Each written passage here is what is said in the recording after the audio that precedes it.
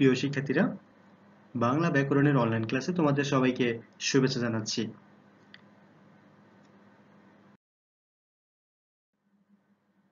তোমরা জানো যে এর আগের ক্লাসে আমরা আধুনিক বাংলা বানানের নিয়মকানুন নিয়ে আলোচনা করছিলাম। সেই ধারাবাহিকতায় আজকেও আমরা একটা বিষয় বেছে নিয়েছি। আমরা আমাদের ব্যাকরণের বিধান বলে যে অংশটি আছে সেটা নিয়ে আজকে আলোচনা করব। সত্য বিধানের ব্যাপারটা কি? তোমরা তো জানো যে এই সত্য বিধানের মূর্ধন্য ষ যে ধ্বনিটি আছে সেটি মূলত তৎসম ভাষা তৎসম একটি শব্দ। সংস্কৃত ভাষা থেকে যে শব্দগুলো আমরা বাংলা ভাষায় হুবহু ব্যবহার করি সেগুলোকেই বলে তৎসম শব্দ।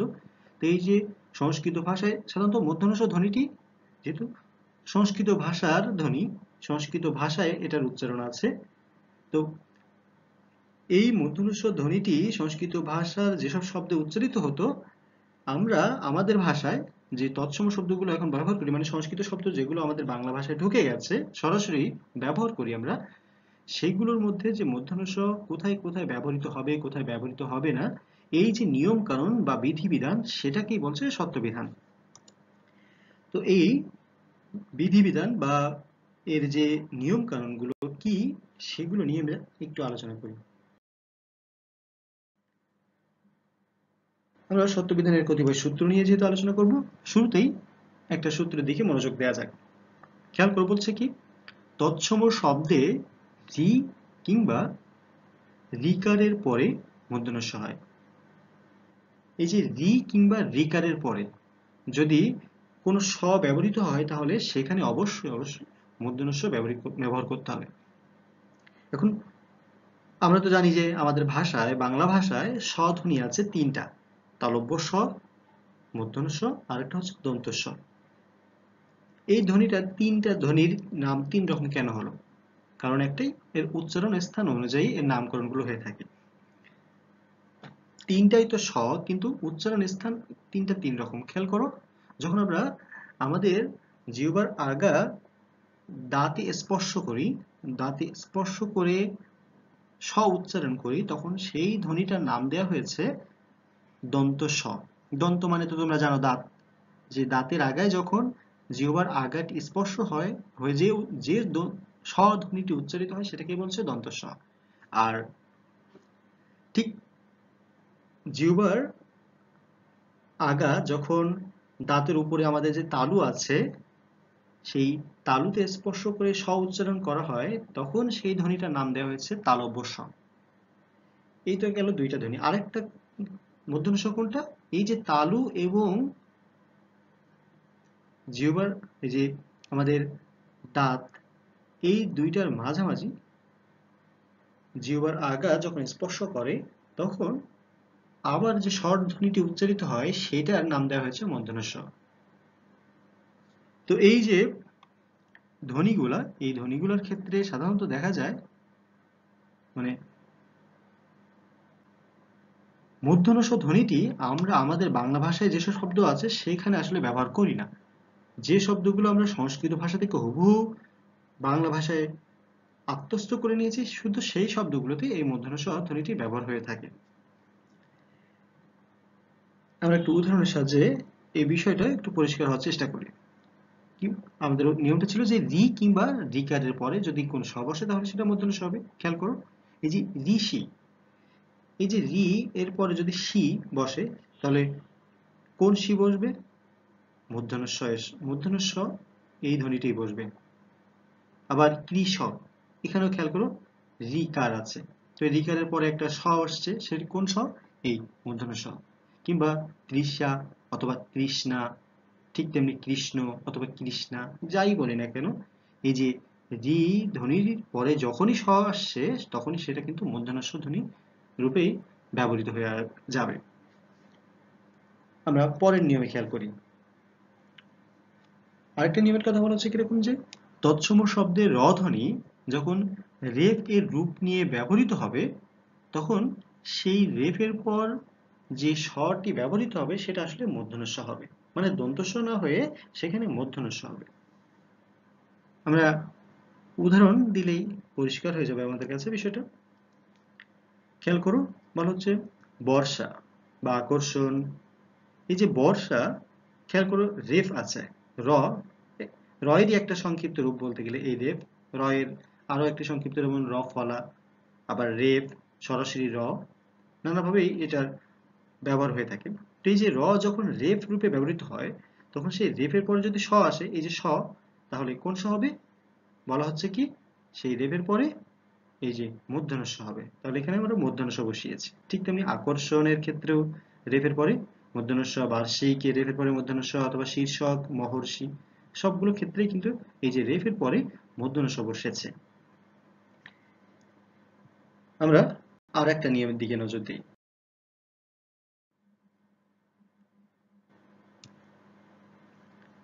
খেয়াল করো কি বলা হচ্ছে, বলা হচ্ছে ট বর্গীয় ধ্বনির সাথে দন্ত স যুক্ত হলে সেই স মানে দন্ত স মূর্ধন্য ষতে পরিবর্তিত হয়। যে ট বর্গীয় ধ্বনির সাথে দন্ত স যদি যুক্ত হয়, তাহলে কি হয়? সেখানে দন্ত স না হয়ে বরং মূর্ধন্য স রূপে সেটার ব্যবহার হবে। আমরা উদাহরণ দিলে আমাদের কাছে পরিষ্কার হয়ে যাবে। কি বলা হচ্ছে? কষ্ট কিংবা বলিষ্ঠ অথবা তুষ্ট, এই শব্দগুলোর দিকে খেয়াল করো। যে ট বর্গীয় ধ্বনির সাথে যদি যুক্ত হয়, কখনো যদি স যুক্ত হয়, তাহলে কোন স হবে? সেটা মূর্ধন্য স হবে। ট বর্গীয় ধ্বনি মানে তো তোমরা জানো, ট, ঠ, ড, ঢ, মূর্ধন্য, এই যে পাঁচটি ধ্বনি এটিকেই বলা হয় ট বর্গীয় ধ্বনি। মানে ট থেকে ট এর পরে আরো যে চারটি ধ্বনি আছে সেইগুলো হচ্ছে মিলে সেটাকে যে বর্গীয় ধ্বনির নাম দেওয়া হয়েছে ট বর্গীয় ধ্বনি। এই ট বর্গীয় ধ্বনির সাথে যদি স যুক্ত হয়, তাহলে কোন স হবে? এই মূর্ধন্য স যুক্ত হবে। ঠিক তাই হয়েছে কষ্ট, বলিষ্ঠ,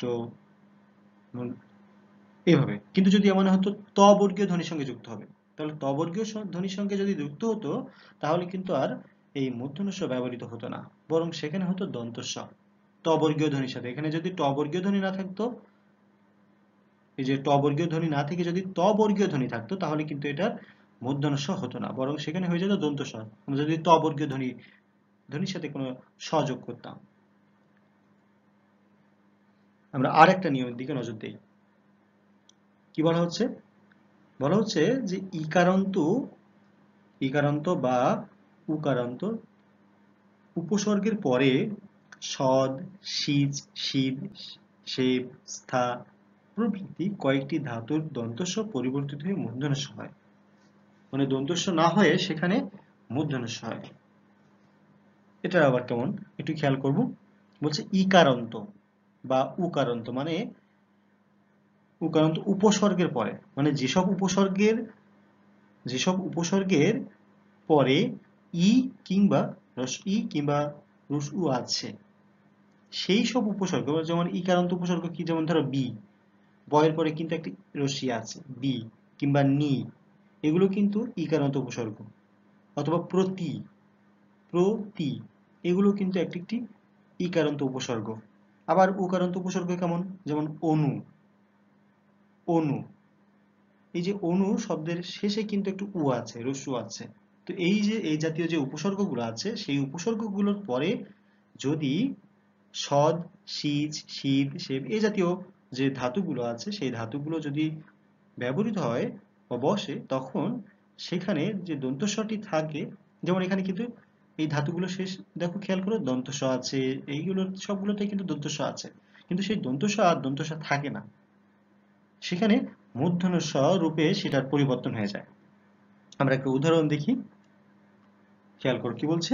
বলছে উপনিষদ, অনুষঙ্গ, নিষিদ্ধ, বিষম বা অনুষ্ঠান, প্রতিষ্ঠান, প্রতিষেধক ইত্যাদি, এই শব্দগুলোর দিকে খেয়াল করো।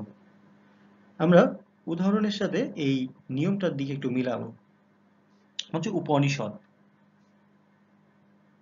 এই যে উপ শব্দটা তো আগে যুক্ত হয়েছে, তার আগে নিষদ, নি এর সঙ্গে সদ, নি এর পরে সদ, উপ তো একটা উপসর্গ, আবার নি আর একটা উপসর্গ, এখানে আসলে দুইটা উপসর্গ আছে। তো এই যে নি, নি মানে ইকারান্ত একটি উপসর্গ, এই যে উপসর্গ ইকারান্ত উপসর্গ, এরপরে যদি এই সদ শব্দটি ব্যবহৃত হয়, তখন কি হচ্ছে? এই সদ শব্দের স দন্ত স আর দন্ত স না হয়ে বরং সেখানে মূর্ধন্য ষ হয়ে গেছে। খেয়াল করো এই যে উপনিষদ বানানটা এজন্য এই মূর্ধন্য ষ দিয়ে লেখা হবে। ঠিক তেমনি অনুসঙ্গ, অনু যোগ সঙ্গ, অনু একটা বিসর্গ, এর সঙ্গে যদি আমি সঙ্গ শব্দটা বসাই তখন দুইটা মিলে আসলে হয়ে যাচ্ছে মূর্ধন্য ষ, মানে দন্ত ষটি আসলে মূর্ধন্য ষ হয়ে যাচ্ছে। ঠিক তেমনি নিষিদ্ধ, নি যোগ সিদ্ধ, আবার বি যোগ সম, বি সম দন্ত স ছিল, সেই দন্ত স কিন্তু মূর্ধন্য ষতে পরিবর্তন হয়ে গেল, বি সম। কিংবা অনুযোগ, মূলত এটা ছিল স্থান, স্থান শব্দটার আগে অনু উপসর্গ বসে আসলে সেটা হয়ে গেছে অনুষ্ঠান।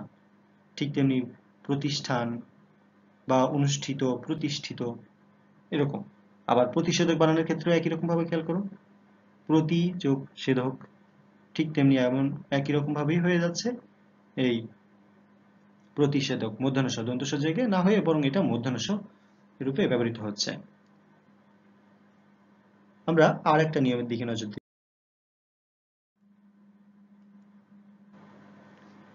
কি বলা হচ্ছে খেয়াল করে, বলছে দুটি পদ সমাস যুক্ত হয়ে এক পদে পরিণত হলে এবং পূর্বপদের শেষে ই, ঋ, ও কিংবা রি থাকলে পরবর্তী পদের আদ্য দন্ত স মূর্ধন্য ষতে পরিবর্তিত হয়। মানে দুটি সমাসযুক্ত পদ যদি এক পদে পরিণত হয় তাহলে পদ তো ওখানে দুইটা থাকে, একটা হলো পূর্বপদ, একটা পরপদ। তো এই যে পূর্বপদের শেষে যদি রস্যি, রস্যু কিংবা ও কিংবা রি থাকে, আর আরেকটা যে পদ আছে সেই পরবর্তী পদটি মানে পরপদ, এই পদের শুরুতে যে দন্তস্ব থাকে সেই দন্তস্ব মূর্ধন্য ষতে পরিবর্তিত হয়ে যায়। আমরা একটা উদাহরণ দেখি, খেয়াল করো। বলছে যুধি, এই যে যুধি যোগ স্থির সমান যুধিষ্ঠির, কিন্তু সেটা কিভাবে হলো, কিভাবে আমরা বলছি এটাকে? যুধি এটি একটি পদ, আর স্থির এটি তো আরেকটি পদ, এই দুইটা পদ মিলে হয়েছে যুধিষ্ঠির। তো যুদ্ধে যে স্থির,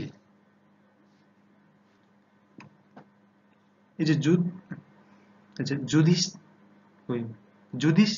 যুধি আর এদিকে স্থির, খেয়াল করো দুইটা নিয়মের ক্ষেত্রে কি বলা হচ্ছে যে পূর্বপদের শেষে যদি রস্যি, রস্যু, ও কিংবা রি থাকে, এখানে কি আছে, ধয়ের সঙ্গে একটা ইকার আছে। এখন প্রশ্ন হতে পারে এখানে আসলে ধ ধ্বনিটি উচ্চারণ আগে হচ্ছে নাকি ই ধ্বনিটির উচ্চারণ আগে হচ্ছে। তোমরা একটুখানি উচ্চারণ করার চেষ্টা করো, দেখো খেয়াল করো কি কেমন উচ্চারণ হচ্ছে। যুধি, যুধ এরপরে কিন্তু ই, আমরা যদি ভেঙে ভেঙে উচ্চারণ করি মানে এটাকে লিখি তাহলে অন্তস্থ জ, তারপরে রসু, তারপরে ধ, তারপরেই কিন্তু ই, এভাবে কিন্তু আমাদের উচ্চারণটা আসে। আমরা কিন্তু আগে ই ধ্বনিটা আগে উচ্চারণ করি না, ধ ধ্বনির আগে কিন্তু ই ধ্বনি উচ্চারণ হচ্ছে না, বরং ধ ধ্বনিটাই কিন্তু আগে উচ্চারণ হচ্ছে, তারপরে ই ধ্বনিটার উচ্চারণ হচ্ছে। তার মানে এই পদটিতে কিন্তু ই ধ্বনিটার উচ্চারণ শেষেই আছে। মানে এই পূর্বপদ যেটা, এখানে তো দুইটা পদ, পূর্বপদ এটা আর এটা হলো পরপদ বা পরবর্তী পদ। এই যে পূর্বপদের শেষে কিন্তু একটি ই আছে। যদি ই থাকে তাহলে কি বলা হচ্ছে যে পরবর্তী পদের আদ্য দন্ত স মূর্ধন্য ষতে পরিবর্তিত হয়। এখন এখানে খেয়াল করো পরবর্তী যে পদটি, এই পরবর্তী পদের প্রথম ধ্বনি আসলে কোনটি? আপাত অর্থে আমাদের কাছে আমরা যদি দেখি তাহলে আমাদের কাছে মনে হতে পারে এই যে ই ধ্বনিটা মনে হয় আগে উচ্চারিত হবে বা আছে, কিন্তু আসলে কিন্তু ই ধ্বনিটার উচ্চারণ আগে হয় না, আগে উচ্চারণ হয় এই দন্ত স, এই দন্ত স এখানে আগে আছে, ই ধ্বনিটা দন্ত স, এটা তো থ এরই একটা সংক্ষিপ্ত রূপ। তো এই যে দন্ত স আছে, এই দন্ত সটি আসলে কি হয়ে যাচ্ছে, মূর্ধন্য ষ তে পরিবর্তিত হয়ে যাবে। যেমনটা কি বলা হচ্ছে যুধিষ্ঠির, এই যে মূর্ধন্য ষ হয়ে গেছে, আগে যেটা দন্ত স ছিল সেটা মূর্ধন্য ষ হয়ে গেছে, আর থ ধ্বনিটি হয়েছে থ তে রূপান্তরিত। ঠিক তেমনি ভাবে ভূমি যোগ স্থ সমান সমান কি, ভূমিষ্ঠ। খেয়াল করো এই ধ্বনিটার ক্ষেত্রে এখানেও কিন্তু একই রকম ভাবে এই যে পূর্বপদের শেষে কি আছে, ই আছে, ভূমি, ভূম যোগ ই, অর্থাৎ শেষে একটা ই ধ্বনি আছে, এই ই আছে, রস্যই আছে। আর পরবর্তী পদে শুরুতে যে আদিতে, আদ্য মানে হচ্ছে শুরু, আদ্য মানে আদিতে, অর্থাৎ শুরুতে যেটা আছে। এখানে আরেকটা অনেকের প্রশ্ন হতে পারে যে আদ্য মানে কি আজকে কিনা। আদ্য মানে হচ্ছে আদি। আর যদি বলতো অদ্য, অদ্য মানে হচ্ছে আজ। অদ্য শব্দের অর্থ হলো আজ, আর আদ্য মানে শুরুতে বা আদিতে। তো এই যে পরবর্তী পদের আদিতে দন্ত স যদি থাকে, অর্থাৎ শুরুতে যদি দন্ত স থাকে, এই যে দন্ত স আছে পরবর্তী পদের শুরুতে দন্ত স, এই দন্ত সটি তখন আর দন্ত স হবে না, বরং সেটা মূর্ধন্য সাথে পরিবর্তিত হবে। এখানে ঠিক তেমনটি হয়েছে, ভূমি যোগ এই যে মূর্ধন্য স যুক্ত হয়েছে, এখানে খেয়াল করব। আমরা পরে যে নিয়মটার কথা বলা হচ্ছে সেটার দিকে একটু মনোযোগ দিই। আসলে পরবর্তী নিয়মটা এখানে কোনো নিয়ম না, এটাকে বলা হয় যে এটা একেবারে স্বাভাবিক ব্যাপার, যে কতগুলো শব্দ আছে যেগুলোকে আসলে কোনো নিয়মের মধ্যে ফেলা যায় না। অনেকটা নিপাতনে সিদ্ধ, মানে যার কোনো নিয়মের মধ্যে যেটাকে ফেলা যাচ্ছে না, সেগুলোকে ব্যাকরণবিদরা নাম দিয়েছেন নিপাতনে সিদ্ধ। তো অর্থাৎ মানে এইটা কোনো নিয়ম কানুন নেই, এটা স্বাভাবিকভাবেই সবসময় এইটা, এই ধ্বনিগুলোতে মানে কিছু কিছু শব্দ আছে সেখানে স্বাভাবিকভাবে সবসময়ই মূর্ধন্য ষ ব্যবহৃত হয়ে থাকে, এবং সেটাকেই বলছে নিপাতনে সিদ্ধ মূর্ধন্য ষ এর ব্যবহার। আমরা নিয়মগুলো, এই যে নিয়মটার কতগুলো উদাহরণ দেখতে পাচ্ছি, ভাষা, ভাষ্য, আভাস, পাষাণ, পাষণ্ড, ষোড়শ, এই জাতীয় যে শব্দগুলো আছে সেগুলো আসলে কোনো নিয়ম কানুনের মধ্যে পড়ে না, সেগুলো স্বাভাবিকভাবে শুরু থেকে এভাবেই চলে আসছে। তো প্রিয় শিক্ষার্থীরা, এই ছিল আমাদের সত্যবিধানের বিষয় নিয়ে আলোচনা। আমরা আগামী ক্লাসে অন্য কোনো বিষয় নিয়ে কথা বলবো। সে পর্যন্ত সবাই ভালো থেকো। সবাইকে ক্লাসটি এখানেই সমাপ্ত করছি।